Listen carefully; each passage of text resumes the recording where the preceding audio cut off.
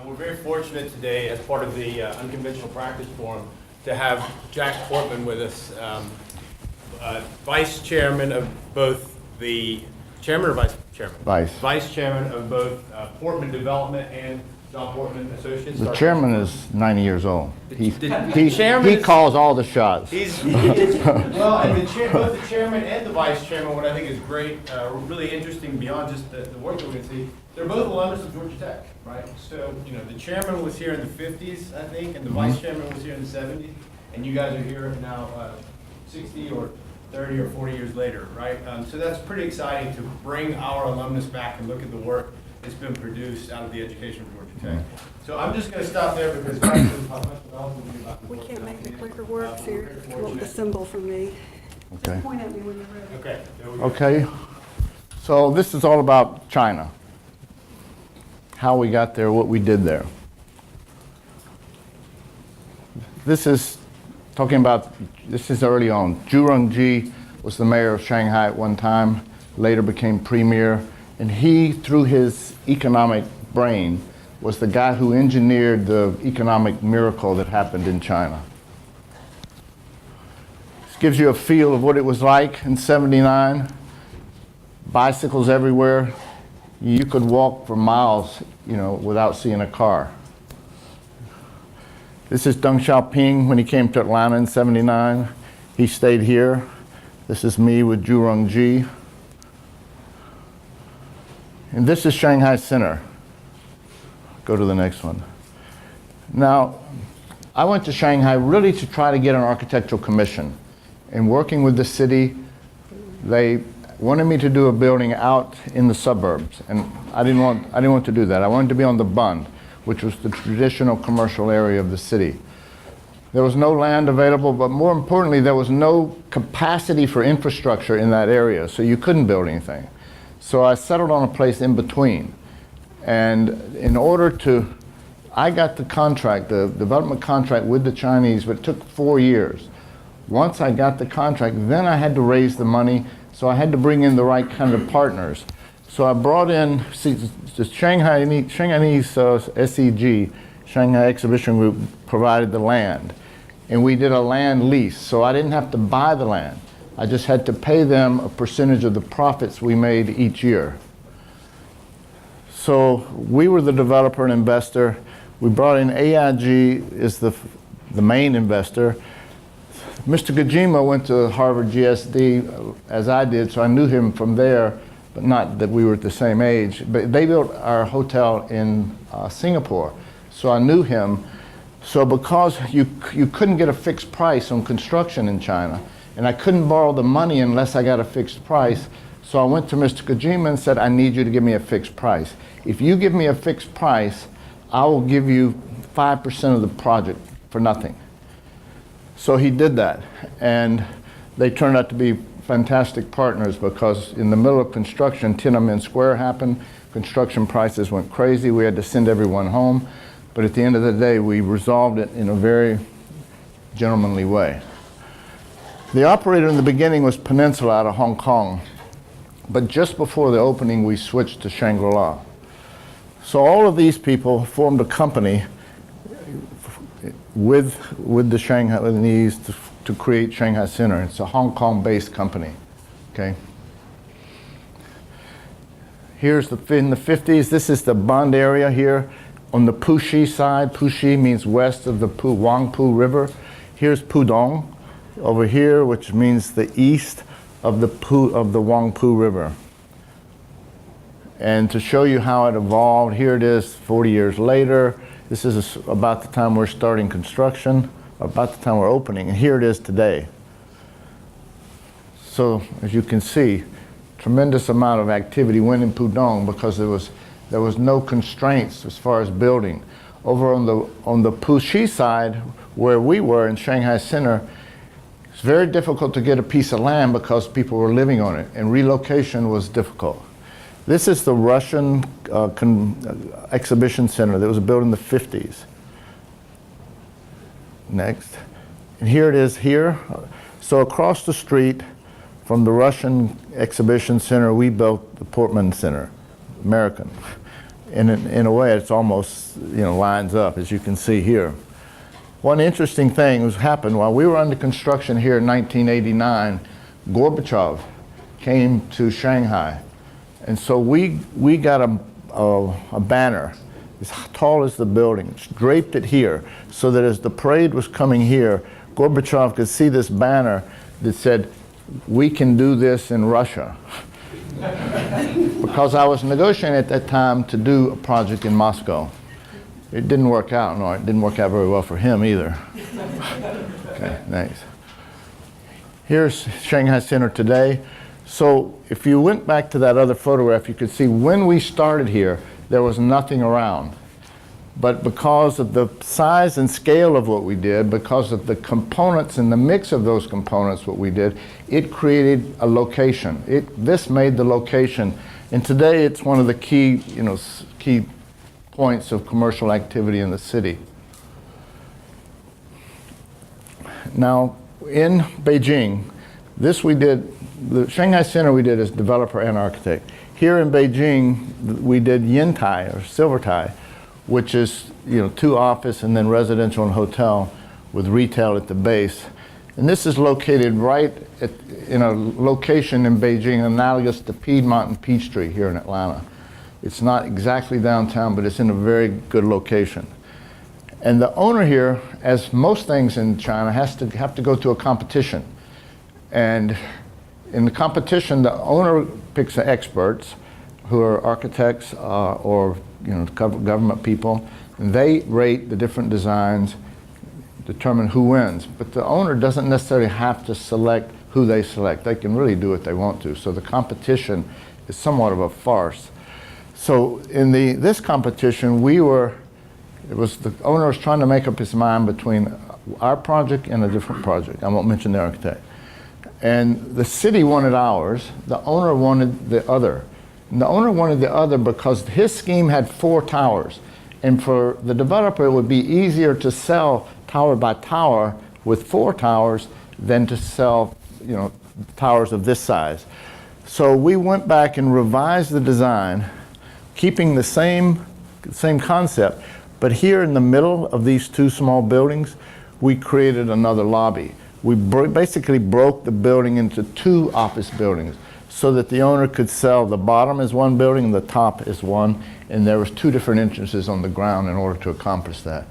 So once we explained how that would work, then we won the commission. As it turns out, he never sold them that way. He sold this building right here and paid for everything. This is a project in Hangzhou, right near the West Lake. The West Lake was created when God dropped a pearl from heaven and it hit earth and created the West Lake. It's an extremely beautiful place, and this is a fantastic location. Interesting client here, because the client here was the 3rd Tai of the mayor of Kaohsiung, Taiwan. So I'll give you a little cultural insight to how things work. And this was a hotel with office, with a department store in the back with apartments. But you have a height limit here, so you can only go, I think, 65 feet. Now this is in Shanghai. This is the Waldorf Astoria. Here's on the Bund, and here's the Waldorf Astoria right here. And it used to be the Dongfang Fandian, the Dongfang Hotel. Or in the beginning, when the British settled there, they built the Shanghai Club. So in this hotel, there was what's called the Long Bar. And in the Long Bar, and it was quite long, it's a couple hundred feet, you stood at the bar based on your hierarchical standing in the community. So the real rich, expensive Western guys stood at one side, and then the normal workers stand on the other. So when we built Shanghai Center, we made a long bar, but we made it semicircular so it was egalitarian and you could stand anywhere you wanted to. But this project started out with me working with 2 different companies. One, Joe Scher, which was assigned by the government to redevelop all of these historic buildings along the Bund, and Jing Jiang, which was a big hotel company.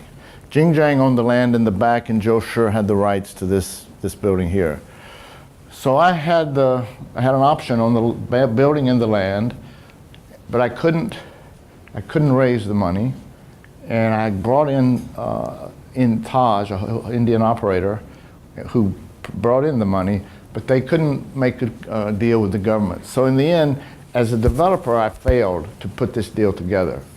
But the Chinese, because we worked closely with them, this group, they ended up hiring us as architect to design it. And actually even paid us a much bigger fee than you'd normally get because we had spent a lot of money already trying to work it out for them. So what we did was we renovated the old building, but added a new wing, a hotel wing in the back. So altogether it's about 400 rooms, and the connection in between became a low-rise outside garden as well as an inside restaurant area. Okay. So if you look, Shanghai Center is here, back on Nanjing Road. Then we designed Tomorrow Square, which is a JW Marriott. Then we did Bund Center, which is a Westin as well as an office building. And then we did the Waldorf. So it took me a long time to finally get here, but I made it. There's only 2 development projects Portman's done in China, and this is the second one. It was in the Shuwei district, which is more of an upscale area, and it's a historic rehab. There was 2 pieces. The east piece, we were able to take it down, but we had to build it exactly like it was, but we were able to do some subterranean parking there. But on the west side, we had to do it exactly, so we had to conserve it exactly as it was. So as developer, I negotiated the deal where I had the right to sell the units as what we would call condominiums here. And the part where we conserved, we turned it into a service apartment, which was going to be, could be sold in whole or it could be run. So when it came for us to finish and to sell, the government had changed. Xi Jinping had just come in, and they appointed new people in the various districts, and all of a sudden they wouldn't let us sell. So I said, I have a contract here. See, I can sell these units, at market price. And they said, yes, you have that contract, but you can't do it. So I did some research. How many Western countries, Western companies, have sued Chinese government entities, and how many have won? Well, only about 3% won. So I decided, first of all, I don't want to get in a fight with anybody, but it wasn't going to be worth it anyway. So at the end of the day, we had to negotiate the sale of the whole thing back to the Chinese partner. So considering that I had no other options to sell to anyone else, I didn't have great leverage. So we ended up making a reasonable deal, but it would have been, from a profit point of view, probably half of what we may have made if we had been able to follow the contract. And that's one of the reasons why we as developers decided not to participate in China anymore. But not just that, but also because you have a contract, you don't know if you can uphold it or not, so you can't anticipate where you're going to end up. And to bring in other investors where you're responsible for their money, it makes it very difficult. In addition to that, land prices have gone up so much. Chinese companies have much preferential treatment. They are able to work within government entities to get first access to the land. They can borrow 75, 80% debt, whereas a foreigner can only borrow 50% debt. Foreigner has to pay for all the land before he can do anything, whereas the Chinese developer can stage a payment. So it really isn't fair, but it's their country. So we're focused on architecture only now. We're going to go through some projects we've done earlier that are under construction, almost finished now in Hangzhou. And this is an office building with a hotel on top. And this is apartment building, 1 unit per floor with a retail conference center at the base.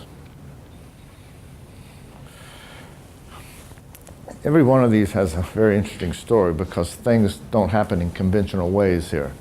But this is in Jinan, in Shandong province. Four office buildings with a hotel on top and a shopping complex that connects it. We had built this, and then the developer all of a sudden quit paying us. So we continued to work for a while, but then we found out that the landowner to whom he had purchased the land hadn't been paid. So there was a legal fight there. So but the project stopped. They put it out to bid. A company from Beijing came in to buy it, and then we had to negotiate. We had to negotiate with the new owner to continue, but also to get paid for the work we'd already done. So that took a while. And what's also happening now is that getting paid in China is becoming very difficult. They drag you out for forever. But now, I mean, this is going ahead, and they're now building these here. We're working on the design for this, and this hotel at the top will be a JW Marriott, I think. Okay. Christmas last year, this project opened in Shenzhen. It's an apartment building here with a hotel. Here's the apartment, here's the hotel, and it's got a conference center at the bottom. These apartments, there was 220 of them. They went on market. It wasn't finished. They just had a marketing center. But they sold out the whole thing in 4 hours. I asked them if we could get a higher fee because of that, but they didn't think that was very funny. Here's a competition that we won in Yinchuan, which is in Mingsha province. This is up near the Gobi Desert. This is 2 towers. Each have office at the base, and one has apartments at the top, the other has hotel. We sign a contract for the whole thing, and then afterwards we begin work. You know, we do the master plan, we do the concept for the whole thing, and as we're doing the one tower, the owner decides that he's going to have the local architect do the other tower. So we're doing one, they're doing the other, but basically they just end up copying our drawings. But it's the owner's way to pay half a fee rather than a whole fee. And you can't do anything about it. That's why it's good to be a developer. You just negotiate with yourself. Here's another competition, also has an interesting story. This is in Nanning, which is in Guangxi province in the southwest. Originally, the proposal came to the architects was for a 600-meter tall building. So we did a design, so did several others. It came down to Portman and Gensler. And I think the city favored Gensler, the owner favored us. So then they waited and trying to negotiate. It was over a year, we didn't hear anything. Then the government changed, they came back with new directives to Portman and Gensler. You cannot go 600 meters, make it 400. So because our tower solution, and by the way, you had 2 weeks to do this. So because ours, as you can see, was very simple and very slender, lopping off 200 meters, didn't visually hurt it that bad.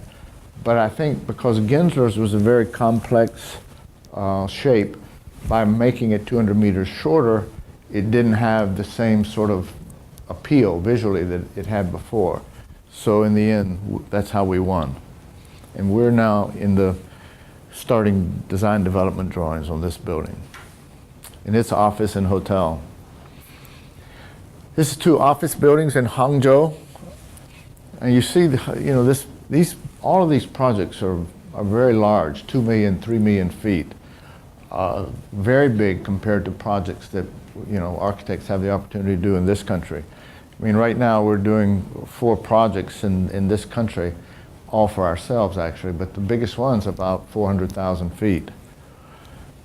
Here was a female developer from Hangzhou who bought this land. We did the design. She ended up selling the small building to the Bank of Communications for enough money to pay for the whole thing. So she owns the other one, for free. This is in Hangzhou, the Hangzhou area of Shanghai, which is out near the old airport. And this is office, and there's a retail component at the base that is more of an outside retail rather than inside. It's not a mall, it's about 5 levels, but it's all outside. Now this is a really fascinating project with an interesting story. Shanghai had an expo, World's Fair, in 2010. Very, very successful. The country spent $70 billion to do this.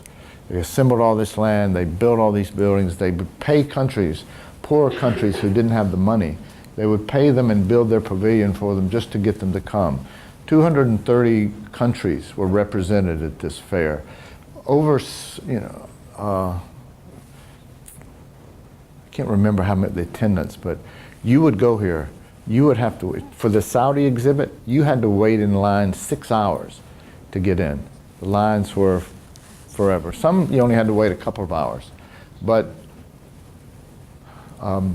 Chinese have a lot of strengths, and one of their strengths, they have a lot of patience, and they don't mind standing in line that much. Americans probably wouldn't stand in line very long. But when the fair was over, they came to me and they asked me what should they do with all this land now that the fair was over. It was almost over. It's going to be over in a few months. And I said, I don't know. What, they then asked if they could hire me to be their development consultant, to give them advice on how they should develop sequentially, as well as what type of uses they should develop to make this a community center, a commercial center. And so, meanwhile, they had a competition. There were 11 different architectural companies from around the world competing to do 2 hotels on this site right here. And I said, well, if you let us compete, on this site as architects, I'll help you as developer. So I came back, and we only had 2 months to do it, and the other people had already been working 2 months. So in the end, we decided not to participate in that competition, but I felt obligated to help him on the development side. So one of my first jobs as development consultant was giving him advice on what he was doing there. So I told him what he was doing was wrong. What you're trying to do is do 2 600-room hotels on a site, and this 2 twin hotels is a very conventional approach.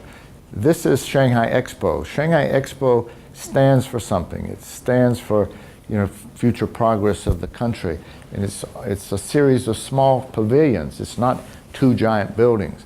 I said, what you do on this site should be reflective of the organic nature of what existed here before. And so the guy said, what do you mean by that? And I said, well, it should be smaller. Maybe you have 4 or 5 hotels rather than 2.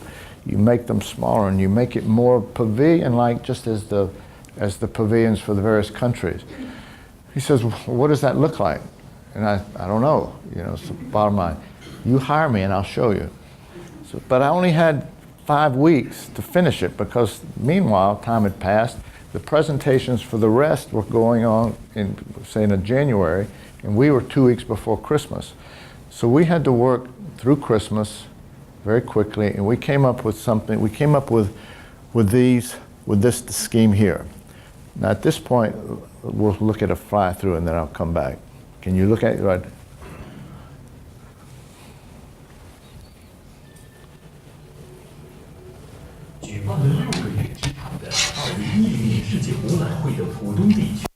Maybe I better interpret.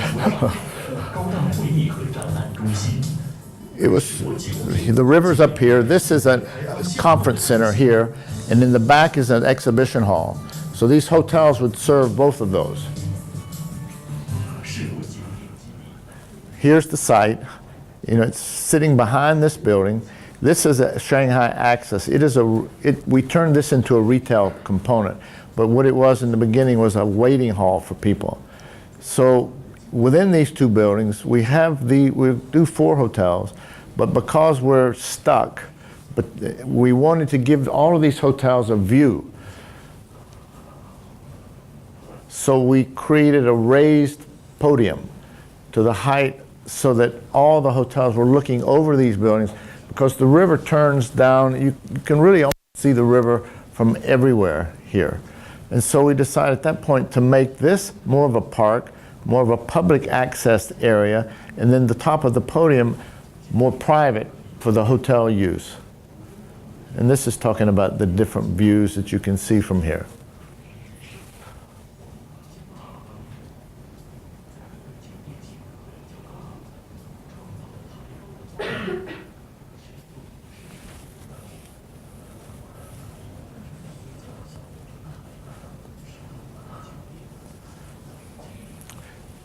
Then when you have the concept of the towers on the podium, you start thinking about how do you arrange those towers on the podium in such a way that they each have their own individuality, not only in appearance, but in accessibility and function, but yet how do they, as a unit, create a family of buildings that go together. Originally we had 5 towers, but they decided we should make it only 4. So and this was going to be, it's going to be a Conrad Hotel, and you come around here, this hotel over here is going to be a Hyatt Regency, and this is the ground level. We're giving the ground back to the citizens for public use. So you have shops, you have fountains, landscape.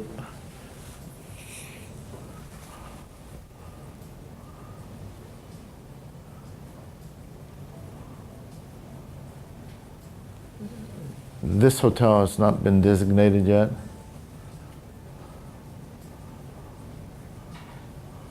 And this will take you down to B1, where most of the retail is located.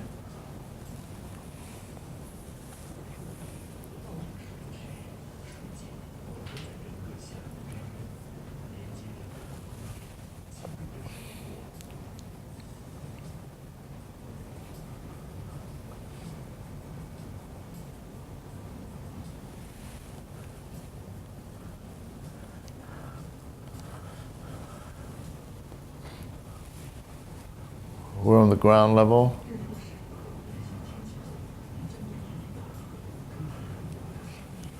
This is the area around where the Conrad is. So it's all interconnected under here, but all of this is really open air. It's not enclosed shopping. The enclosed shopping is that Shanghai Axis, which is right next door, which is more mid-market retail. And this is envisioned to be, more mid-market, upper mid-high. We had negotiations with Ferragamo to do the bowl, which was this hotel here. And they would make Ferragamo department store below. That deal has not been done yet. And this puts it in context with the river, showing you the nighttime view. And then this area over here is all going to be office, as it is over here, and every site you can see here is now under construction. So this hotel block becomes the amenity base for almost 10 million square feet of office space, which is predominantly state-owned enterprise office space, and that pretty much would complete that whole Expo access area. Okay.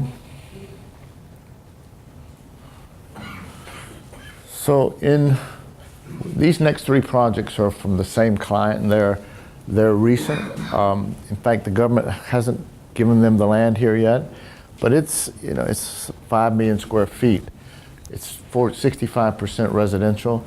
But what we are trying to do is connect all these 3 blocks here, 1, 2, 3, underground and overground, so that it all works as a unit. And in Chongqing, this is 5 million feet. The owner already had 19 buildings, and we were called in to try to tie what they had done all together. This is residential, this is office and hotel, and then it's all connected by shopping.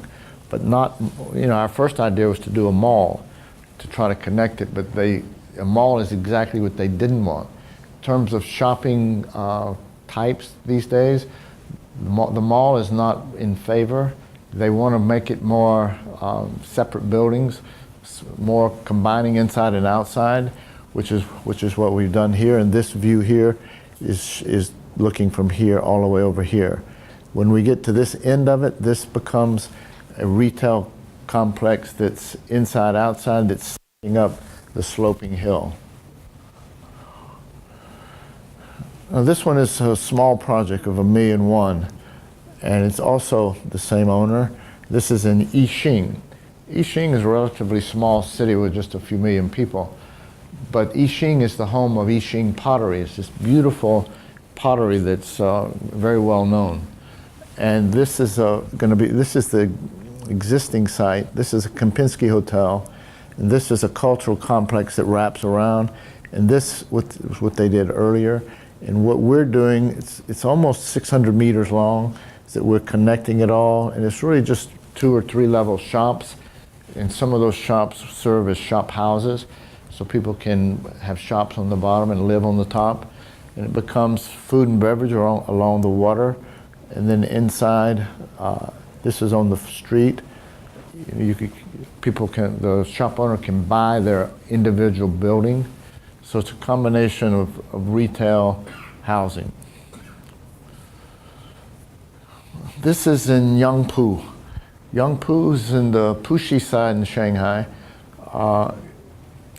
It's not one of the better areas, but this is an attempt by the owner and the Yangpu government to create an iconic development here, which is about 18 million square feet. And it'll take, most places it'll take forever to do this, but here maybe only take 8 years. The owner owned the middle site. I can't see, but that owner owned this piece right here. But what he hired us for is to do a design for the riverfront piece, which the government owns, and this piece in back, which the government owns, so that the government could be influenced to want to create a unified urban development rather than go piece by piece, that kind of individual development. So we created this connection. Let's see the fly through first. You don't?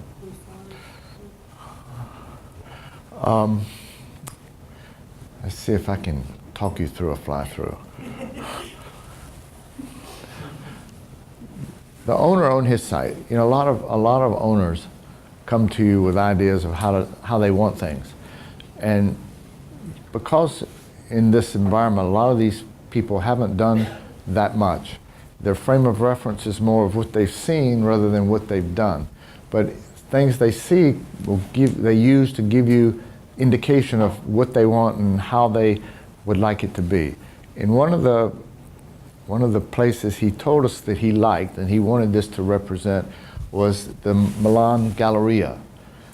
So in the center, which is right in here, this whole piece in here mainly becomes retail.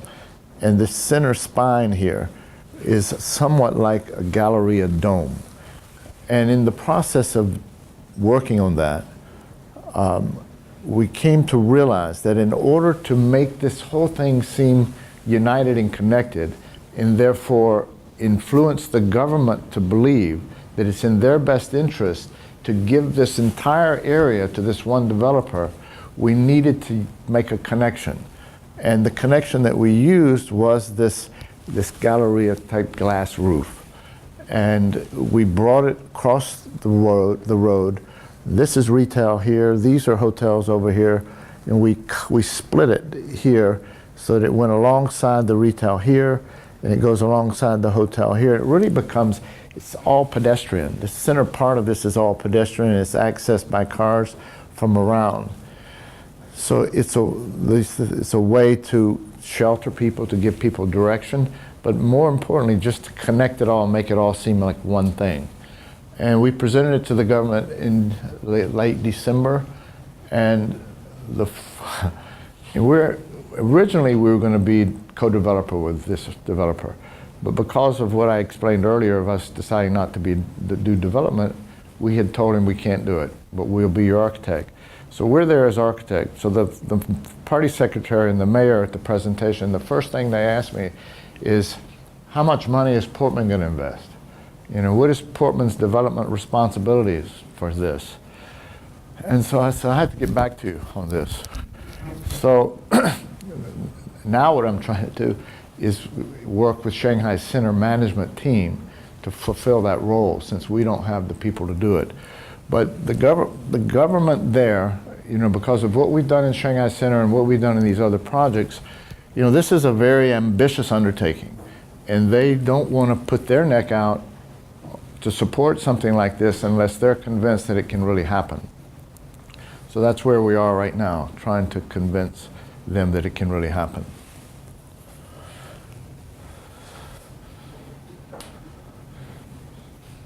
You didn't put in Hyundai, did you? Okay. All right, well that's, I don't know that that was prepared, but that's all I have.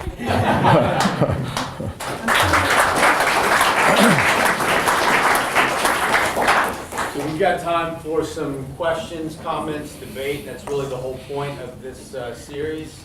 Dean French maybe wants to start. I've actually got two questions for you. How important would you say it is for students to have some international experience and exposure, even if they plan to practice in the U.S. Going forward? And two, do you think it's important that they have some basic understanding of business and finance to complement their design skills? First question, international experience. I'm the wrong guy to ask this question, because for me it was instrumental to what I do and where I am. If I wasn't going to be focused internationally, the world is so interconnected globally in every way now that I think you almost have to have some perspective on everything everywhere. Not necessarily that you have to be there and do it, but it all is connected. So you do need, I think, you know, international experience.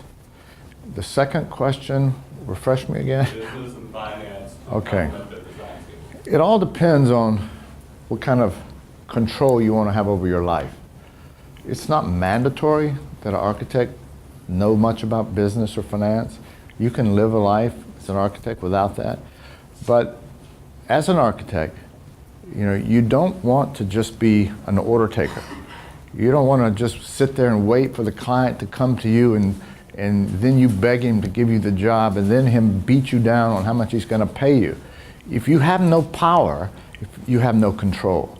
And the only way to have power as an architect is have knowledge. You know, learn the language of the people you're talking to. If you're talking to a developer, what is he looking for?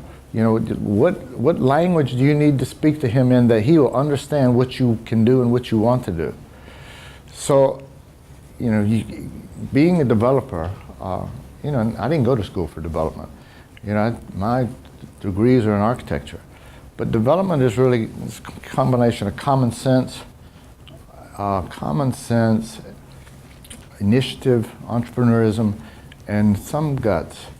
But it's also, it's understanding what's happening and why and where. How do you anticipate what's going to happen next? And you have to get out front to do that. You can't wait for people to come to you to tell you.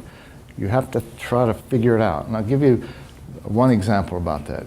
If we go to a city and we're looking to where should we locate? Where should we, what's a good site? Any of us can go to any city and see where the things are now that make those sites good. But those sites or sites next to them are going to be very expensive. And not normally you have so much money that you can go buy the best site. So what you want to do is you want to find a site that's not yet high priced, but is in the path of development. So what you may do is you may go in and analyze all the recent sales in a city to see where, and plot it down on a graph, on a map, to see where the activity is moving and why, and try to, from that, anticipate where the next location is going to be. You know, when we did Shanghai Center, there was nothing there.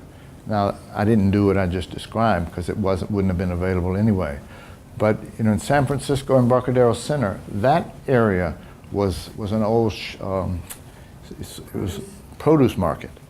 And it was outside of the city, but it was a big piece of land that you could obtain at a cheap price. So maybe I've answered that twice, but yes, Ellen.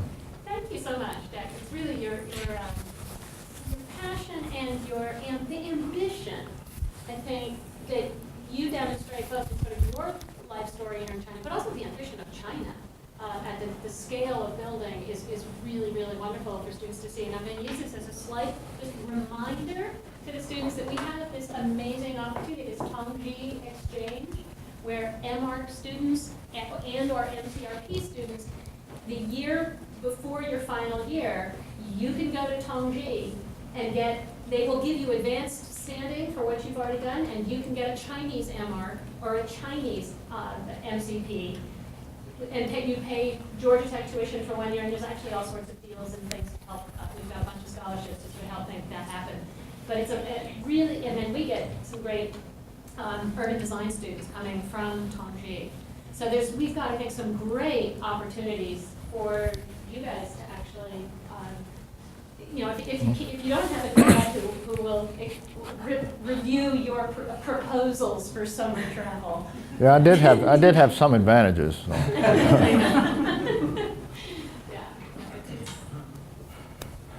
But in terms of the China explosion, it was opportunity.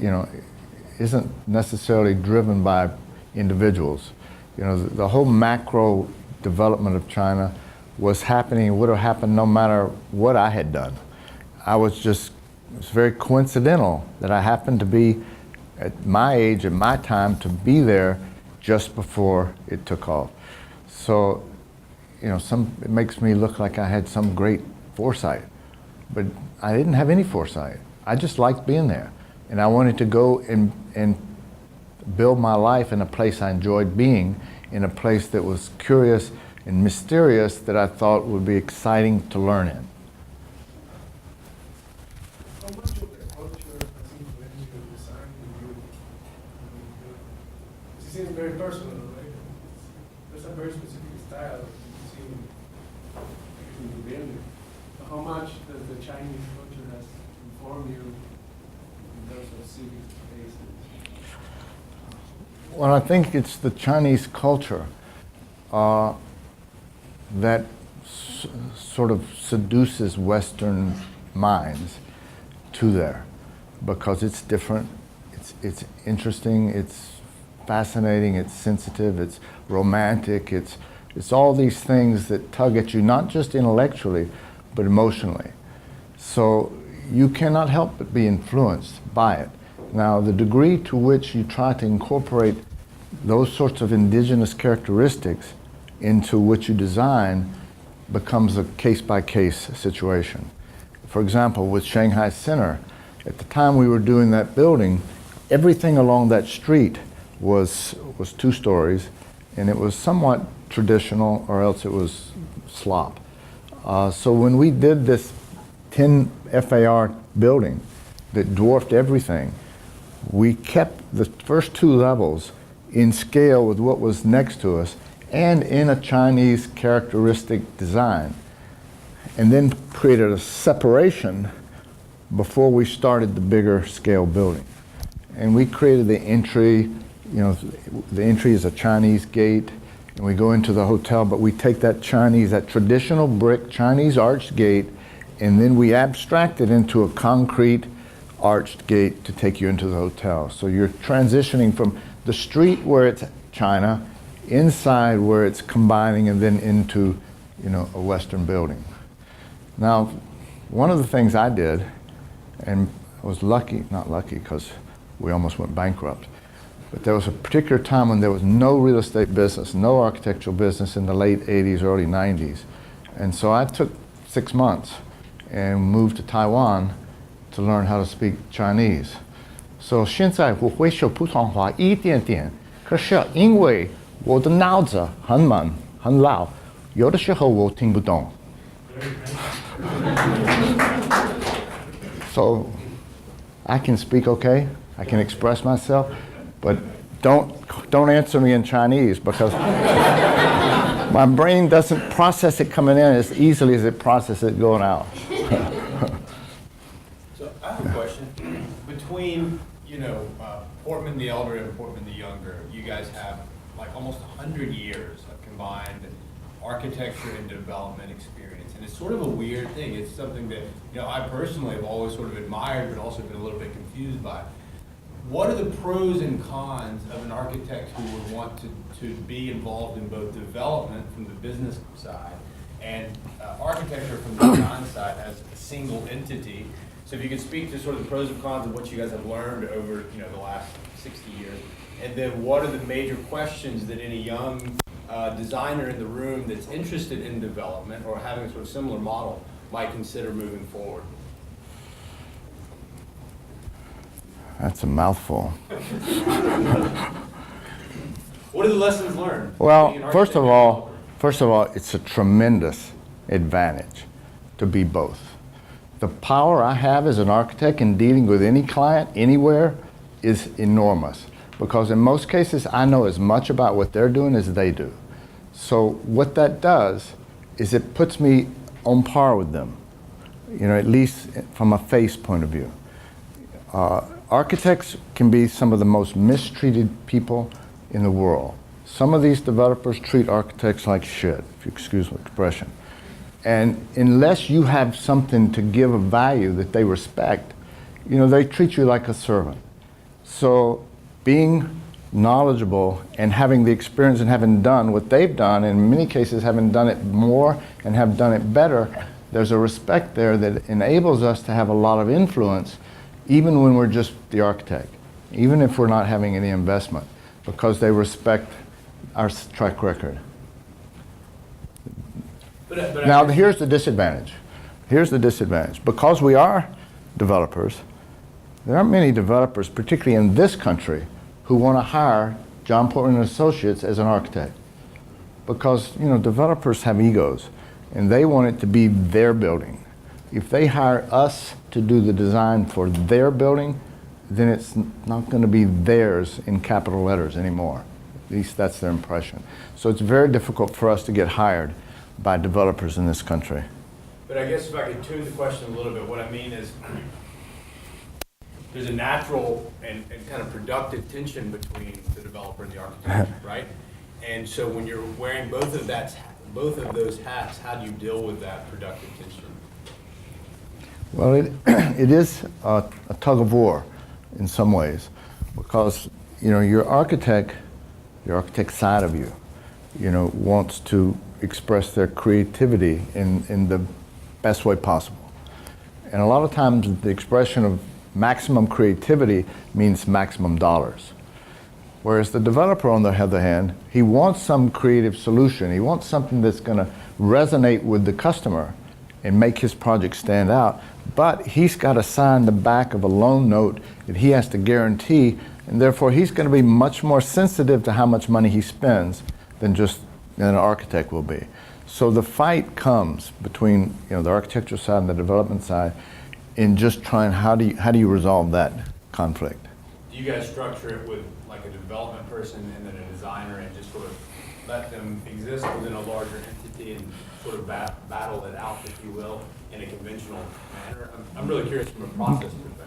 Well, the process is that the developer is the one who finds the project. He analyzes the project, and in the process of analyzing the project, he may have some ideas about what the program will be. And in order to test the program, you have to have some design. So he'll come to the architect and ask the architect, here's what I'm thinking I want to do. Here's the site, here are the constraints, here's the area, and all that sort of programmatic input, and you'll come up with some design solution for them. So the developer really is controlling the process. But because my father and I are both developers, we have development people handling different deals and the architects handling different deals. And oftentimes we don't have to get so involved. And sometimes there's a question of where do we spend the money? If we have $100 million, how much of it do we have to do something more architectural than something more economical? So I think one of the advantages of doing both is that we've figured out how to design creative, innovative things, but build it in a very practical way. Shanghai Center is a very good example. I mean, the concept of how it works is, even today, it's one of the most successful places in China. But we built the buildings, it's painted concrete. There's no marble or granite. We take the money we have and put it in places where people can feel it and touch it and get a sense of the quality from that perspective rather than, you know, what it might look like from 3 blocks away.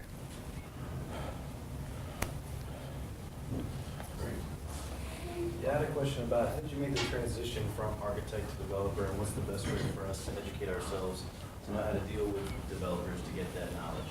Okay, I'm going to show you how easy it is. As I said, when I went to Harvard, I took a course at Harvard. It's called development. And then at MIT, where you could cross-register, I took a development course there. But all that really did is it walked you through the feasibility aspect of how you analyze a project, but it's very simple.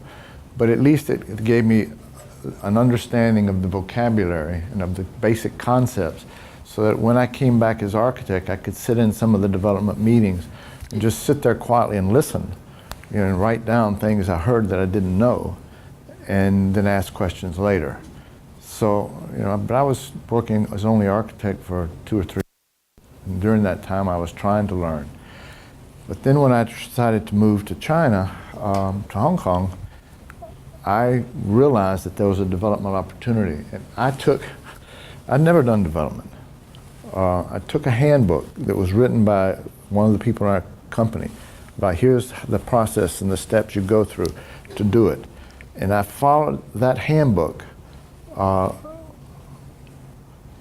in dealing with the Chinese government and presenting them different ideas, because I didn't communicate back to Atlanta that I was doing this because I thought they'd stop me. So I had no experience. I just followed a guidebook. And because the Chinese had less experience than me, I knew a lot. And in a sense, I learned as they learned, and we learned together. And it was through that kind of pure and genuine, honest relationship that we were able to do this. Because I signed the first contract with a foreigner to do something like this in China. And one of the reasons is because I was just a young kid who really, you know, was so green that I was completely open. In fact, the person who was representing me said, "You're telling them too much. Don't give them all these facts. If you give them all these facts, they'll just have more questions." But I gave them the facts anyway, and they did have more questions. And that's why it took 4 years to sign the contract. I don't know if I answered your question or not. What was the guidebook?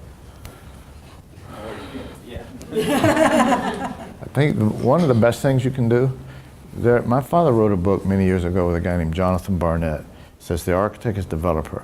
And it does that in a more conceptual way. But this guidebook, I don't know where that is. Maybe that's your next project, write a book. How did you protect your designs when you were dealing with, foreign governments, China? You're presenting an idea or concept.